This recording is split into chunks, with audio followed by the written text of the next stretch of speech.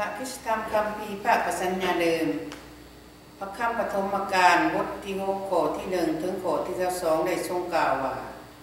ความชั่วทรามของมนุษย์อยู่มาเมื่อมนุษย์ได้เพิ่มทวีหลายขึ้นในแผ่นดินโลกผู้ยิ่งก็มีหลายดังนั้นเทวบุตรทั้งหลายที่เห็นความงามของหญิงเหล่านั้นก็หาชอบเลือกแต่งงานตามใจหมักเมื่อพระผู้เป็นเจ้าทรงเห็นเป็นสิ่งนี้ก็ทรงกล่าวว่าเขาจะบ่อนุญาตให้มนุษย์มีชีวิตตลอดไปเป็นนิจด้วยเหตุว่าเขาเป็นมนุษย์เขาจำเป็นต้องตายแต่บัดนี้ไป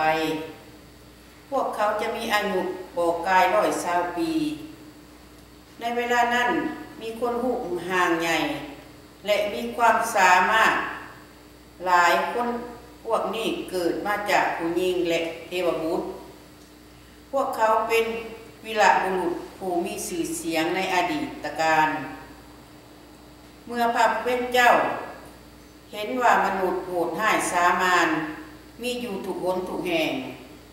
และความคิดชั่วก่อบังคับจิตใจของเขาอยู่ทุกเวลาพระองค์จึงเสียพระทัยหลายและมีความกินแหนงอย่างยิ่งใหญ่ที่ได้สร้างพวกเขาขึ้นมาอยู่ในโลกนี้ด้วยเหตุนี้พระองค์จึงกล่าวว่าเฮาจะทำลายมนุษย์ทุกๆคนที่เฮาได้สร้างขึ้นแล้วในทุกหนทุกแห่งเฮาจะทำลายฝูงสัตว์และฝูงนกต่างๆเพราะว่าเฮาเสียใจที่ได้สร้างมันขึ้นมาแต่พระผู้เป็นเจ้าทรงพอพระทัยนำโนอาห์เท่านั้นประวัติของโนอาห์เป็นมาดังนี้เพิ่นมีลูกชาย3 คนคือเซมฮามและยาเพธพระเจ้าทรงพอพระทัยนำโนอาห์เพราะเพิ่นผู้เดียวที่เป็นคนดีและติดสนิทกับพระองค์แต่ว่าคนพวกอื่นได้กระทำผิดต่อหน้าพระทัยของพระองค์แล้วความชั่วของมนุษย์ก็ได้มีอยู่ทุกที่ทุกบ่อน